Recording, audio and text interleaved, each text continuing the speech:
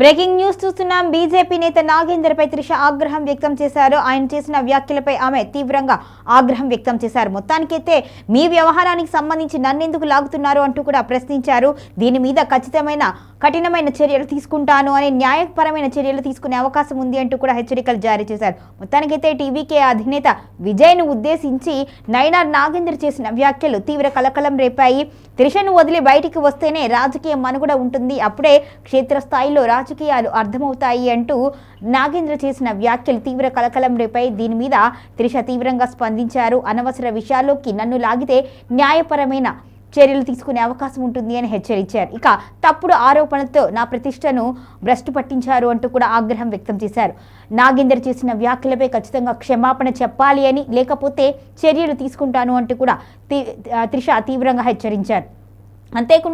అంతేకాకుండా రాజకీయ విమర్శలు పక్కన పెట్టేసి ఇలా వ్యక్తిగత హననం చేయటం ఏంటి అంటూ కూడా ప్రశ్నించారు. త్రిషను వదిలి బయటికి వస్తేనే రాజకీయాలు అర్థమవుతాయి అని అనడంలో ఆంతర్యం ఏమిటి అని, ఎందుకని ఇలాంటి వ్యక్తిగత ఆరోపణలు చేస్తున్నారు అంటూ కూడా ఆమె ఆగ్రహం వ్యక్తం చేశారు. మొత్తానికైతే బీజేపీ నాయకులను ఉద్దేశించి కూడా ఆగ్రహం వ్యక్తం చేశారు. ఇక ఇదే అంశంపై కాంగ్రెస్ నేతలు కూడా స్పందించారు.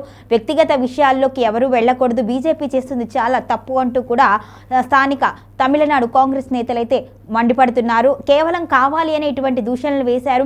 ఇక టీవీకే అధినేత పొత్తుకు అంగీకరించిన నేపథ్యంలో ఇటువంటి దూషణలకు పాల్పడుతున్నారు అంటూ కూడా కొందరు అభిమానులు అయితే ఆగ్రహం వ్యక్తం చేస్తున్నారు. నైనార్ నాగేంద్ర చేసిన వ్యాఖ్యలు తీవ్ర అభ్యంతరంగా ఉన్నాయని, అసభ్యంగా ఉన్నాయంటూ కూడా తీవ్రంగా ఆగ్రహం వ్యక్తం చేశారు. ఇక త్రిష కూడా దీని మీద అసహ్యంగా ఉంది అంటూ కూడా ఆమె ఆగ్రహం వ్యక్తం చేశారు. ఇటువంటి వ్యాఖ్యల వలన ఉపయోగం ఏముంటుంది అని, ఎవరి వ్యక్తిగత జీవితం వారిది, రాజకీయ జీవితం వారిది. రాజకీయ విమర్శలు చేయాలి, పాలనాపరమైన విమర్శలు చేయాలి, కానీ ఇలా వ్యక్తిగత దూషణలు చేయకూడదు అంటూ కూడా హితవు పలికారు. దీని మీద ఖచ్చితంగా క్షమాపణ చెప్పాలి అని, చెప్పలేని పక్షంలో అయితే చట్టపరమైన చర్యలు తీసుకుంటాను అంటూ కూడా త్రిష ఆగ్రహం వ్యక్తం చేశారు.